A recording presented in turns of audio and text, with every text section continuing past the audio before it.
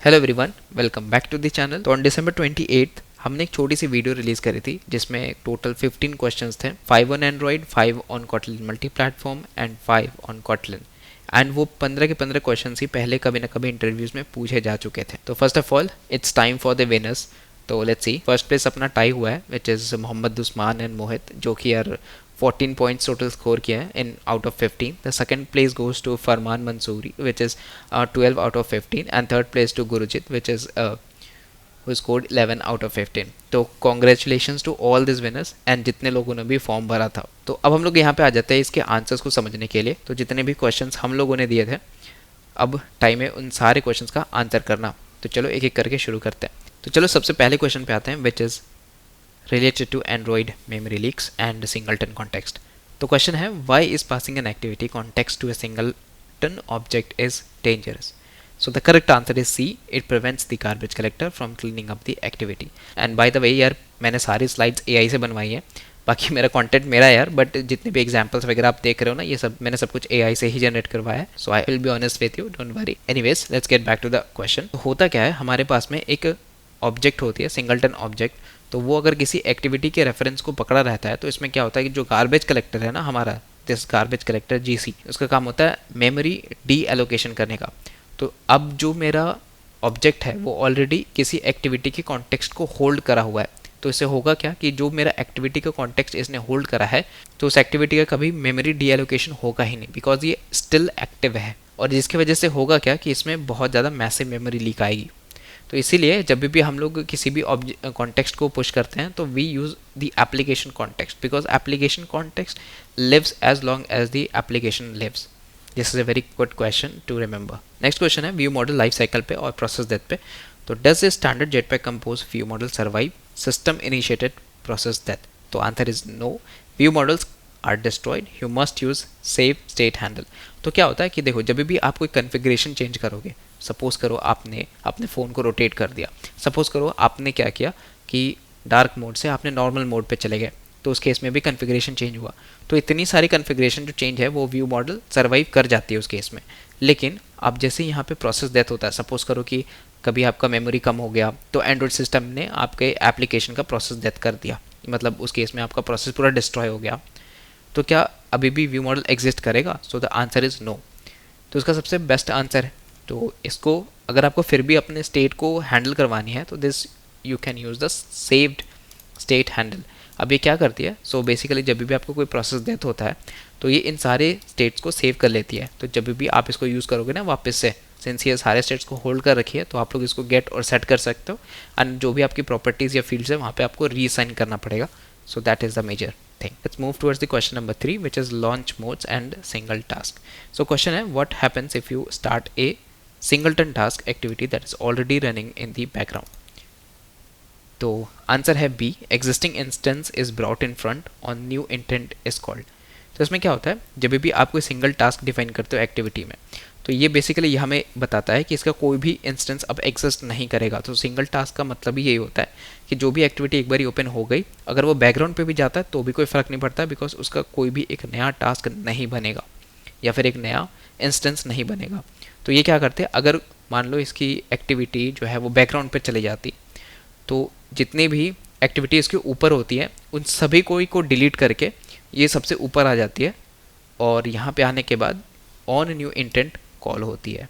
तो जैसे कि आप लोग देख सकते हो, Android clears all the activities and brings the existing instance to the foreground and the new intent data is delivered via on new intent, not the on create. तो इसको याद रखेंगे, बहुत ही सिली क्वेश्चन है, आपको पूछा जा सकता है। नेक्स्ट क्वेश्चन है कंपोज स्टेट और persistence, what is the critical difference between remember and remember savable? तो this question is being asked in multiple times. तो इसका आंसर है A, which is remember works across recomposition but remember savable works across configuration changes. आप ऐसा समझ सकते हो, अगर आपने अपने डिवाइस को रोटेट करा फॉर एग्जाम्पल, तो इस केस में क्या होगा कि आपका जो रिमेंबर फंक्शन, तो आपने जो रिमेंबर बना करके रखा था, सपोज करो आपने काउंट रखा हुआ है यहाँ पे विच इज़ 0 इनिशियली, तो आपने मान लो स्क्रीन को रोटेट किया, उस केस में क्या हुआ कि आपका कॉन्फ़िगरेशन चेंज हुआ एंड सब कुछ से री इनिशिएट हुआ। उस केस में जो आपका काउंट है वो अभी 0 हो जाएगा।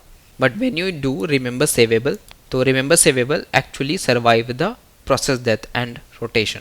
तो जब भी आपको यूज़ करना हो कि आपको लग रहा है कि मेरा एप्लीकेशन दोनों स्टेट में जा सकता है विच इज़ कन्फिग्रेशन चेंज हुआ, तो उस केस में हम लोग रिमेंबर सेवेबल का यूज़ कर सकते हैं। But most of the time upon remember का ही यूज़ करते हैं, बिकॉज अगर कोई भी कन्फिग्रेशन चेंजेस होती है तो हम लोग उसको व्यू मॉडल से पावर करते हैं।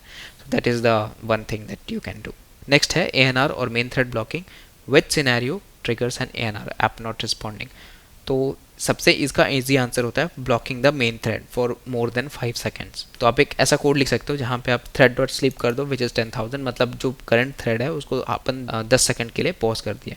तो क्या होगा, 5 सेकंड के बाद जो UI है वो फट जाएगी और उसके बाद वहाँ पे आपको एक एरर आएगा, एक डायलॉग आएगा that this particular activity is not responding. So यहाँ पे आप देख सकते हो कि main UI thread is blocked by the heavy task and can not process input events like touch key and key presses.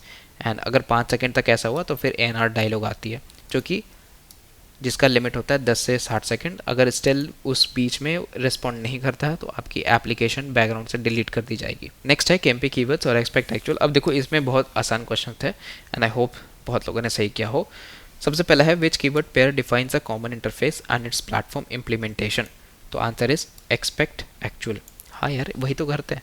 तो एक्सपेक्ट में क्या होता है कि सपोज करो आपने किया get platform name and this is actually a shared interface, समझ सकते हो। तो इसका जो इम्प्लीमेंटेशन है, जो प्लेटफॉर्म वाइज इम्प्लीमेंटेशन है, वो हम लोग प्लेटफॉर्म पे लिखते हैं, like on the Android main और on the iOS main which is the platform implementation. Next है question number 7 which is Java in KMP। तो बहुत सिंपल आंसर है, क्या आप KMP में जावा यूज़ कर सकते हो? तो answer is no, you can not use. क्योंकि क्या होता है जब भी आप कंपोज मल्टी प्लेटफॉर्म को कंपाइल करते हो, this gets compile to different platforms. Suppose करो अगर आप लोग iOS पे करते हो तो उसके लिए हम लोग Kotlin नेटिव यूज़ करते हैं, अगर आप एंड्रॉयड पे करते हो तो JVM यूज़ करेंगे, अगर JS में करो तो JS का यूज़ करेंगे एटसेट्रा। तो उस केस में क्या होता है, हम लोग जावा की एक लाइब्रेरी यूज़ नहीं कर सकते because all are not JVM supported. तो दैट्स वाई हम लोग जावा की लाइब्रेरीज यूज़ नहीं कर सकते, only the pure Kotlin libraries because they have been build for that. Next है KMP Gradle। तो विच Gradle plugin is mandatory for KMP? So simple answer है Kotlin मल्टी प्लेटफॉर्म, बिकॉज यही वो एक प्लगइन है जो इनेबल करती है आपके जितने भी सोर्स सेट्स होते हैं। सपोज करो आपका जो फोल्डर है जिसमें सब, एक होता है आपका शेयर्ड फोल्डर, एक होता है आपका कॉमन मेन, एक होता है आपका एंड्रॉयड एंड एक होता है आपका iOS, उन सबको मैनेज करती है ये Kotlin multi platform plugin. Along with that DSL भी डिफाइन करती है for multiple targets like Android, iOS, JVM और JS। तो yes, that is a simple answer to this question, which is Kotlin multi-platform. Next है KMP on the iOS or framework export. How is Kotlin shared code exposed to an iOS app? So the answer is as an Objective-C or Swift framework.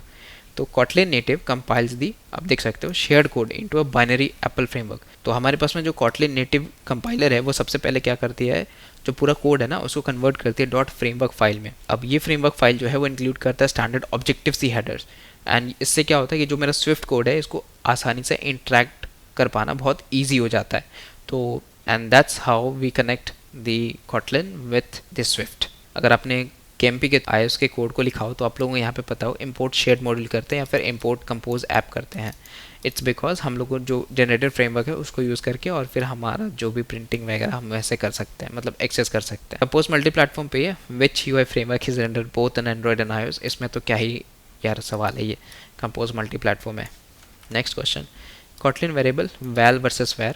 तो सबसे अब यहाँ पे आ गया Kotlin का कुछ questions, तो होपफुली आप लोग यहाँ पे सही आंसर्स कर चुके होंगे। What is critical difference between val and var? तो आपको भी पता है वैल यार हम पर चेंज नहीं कर सकते, एक बार जो डिफाइन कर दिया। Var can is very much flexible, तो वो चेंज हो सकता है बाद में। जैसे अगर आप कंपेयर करोगे कि हम इंसान कैसे हैं, तो भाई अपन टाइम के साथ बदल जाते हैं, अपन कांस्टेंट नहीं है, तो उस केस में अपन वैर हैं। तो आप लोग देख सकते हो val assigns references only and creates a immutable reference. आपको याद रखना इम्यूटेबल। एंड वैर क्या होता है, क्रिएट्स अ म्यूटेबल रेफरेंस। तो म्यूटेबल रेफरेंस मतलब किसी चीज़ को आप एडिट कर सकते हो, that is how we call it as a mutable reference.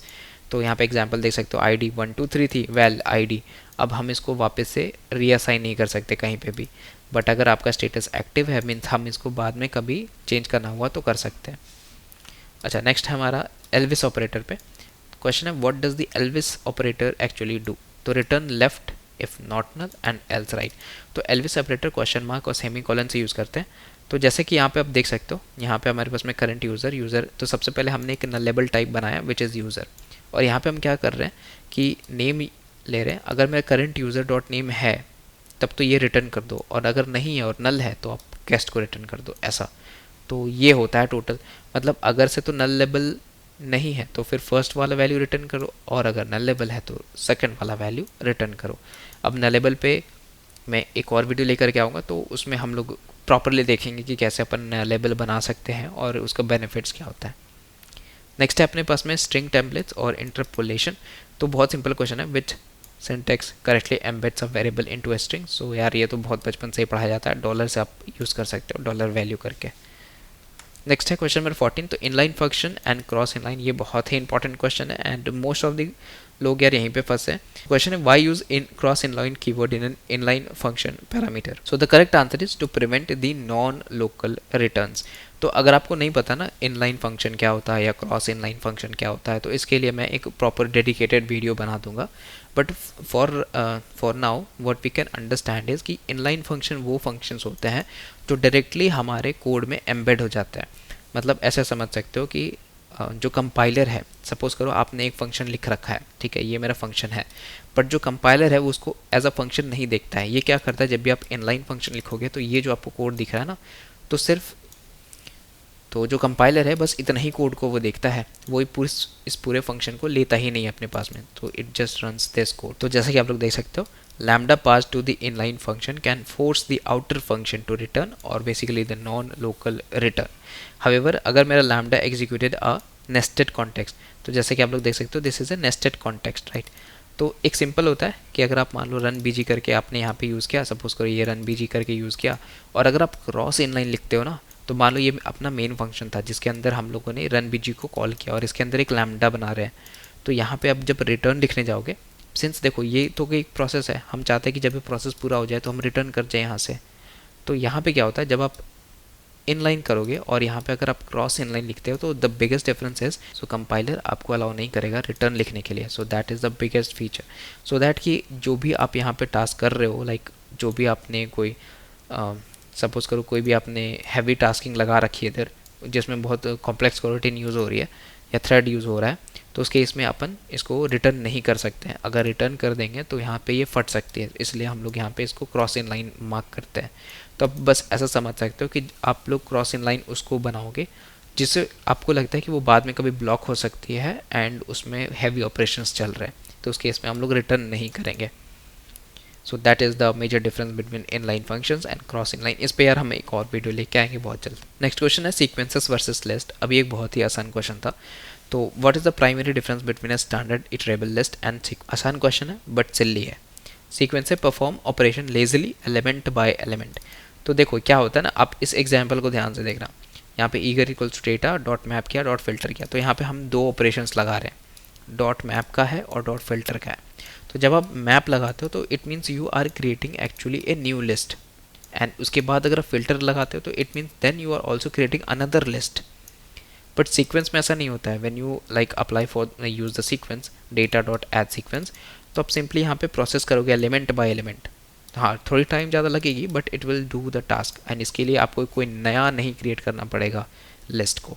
तो यहाँ से आपको काफ़ी सारी स्पेसेस बच जाएंगी, एंड देन फिल्टर कर सकते हो एंड डॉट टू लिस्ट करके फाइनली आप लोग इसको टर्मिनल लगा सकते हो, मतलब टर्मिनल ऑपरेटर से यूज़ कर सकते हो डॉट टू लिस्ट करके। So this is a very good feature. तो अगर आप कभी ऐसा कुछ करते हो तो कोड में इसको ऑप्टिमाइजेशन के लिए यूज़ कर सकते हो। अच्छा नेक्स्ट है हमारे पास में की टेकअवेज। तो सबसे पहले हम लोगों ने पढ़ा कॉन्टेक्स्ट मैनेजमेंट, मतलब एप्लीकेशन कॉन्टेक्स्ट में जो लॉन्ग डिव कॉम्पोनेंट्स है सिंगल टन्स में आप लोग कैसे नहीं डालना है कोई भी एक्टिविटी की कॉन्टेक्स्ट। हाँ आप एप्लीकेशन की कॉन्टेक्स्ट डालो कोई दिक्कत नहीं है। प्रोसेस डेथ का है कि अगर आप मान लो व्यू मॉडल है और अगर आपका प्रोसेस डेथ हो जाएगा तो क्या व्यू मॉडल एग्जिस्ट करेगा कि नहीं करेगा, तो आंसर इज नो, नहीं करेगा। लॉन्च मोड्स में जैसे सिंगल टास्क हो गया कि कैसे वो बिहेव करता है, and on a new intent क्या है वो भी आपको बता चुके हैं। नेक्स्ट है कोटलिन मल्टी प्लेटफॉर्म में एक्सपेक्ट एक्चुअल का समझा और प्लेटफॉर्म स्पेसिफिक कैसे है वो भी समझा। उसके बाद में परफॉर्मेंस ऑप्टिमाइजेशन, जहाँ हम लोगों ने दो चीज़ें सीखी अभी जस्ट, एक हमारा सीक्वेंसेस एंड दूसरा है अपना लिस्ट। सो इन दोनों के बीच में आप अगर आपको ऑप्टिमाइजेशंस लगानी हुई तो कैसे करेंगे वो भी आप यहाँ से आप समझ चुके हो। तो that is all about this video and thank you so much for participating. मिलते हैं नेक्स्ट वीडियो पे, होपफुली नेक्स्ट वाले वीडियो पे काफ़ी लोग आएंगे हमारे साथ और लोग भी जुड़ेंगे। So that's all, thank you so much, तब तक के लिए सायोनारा।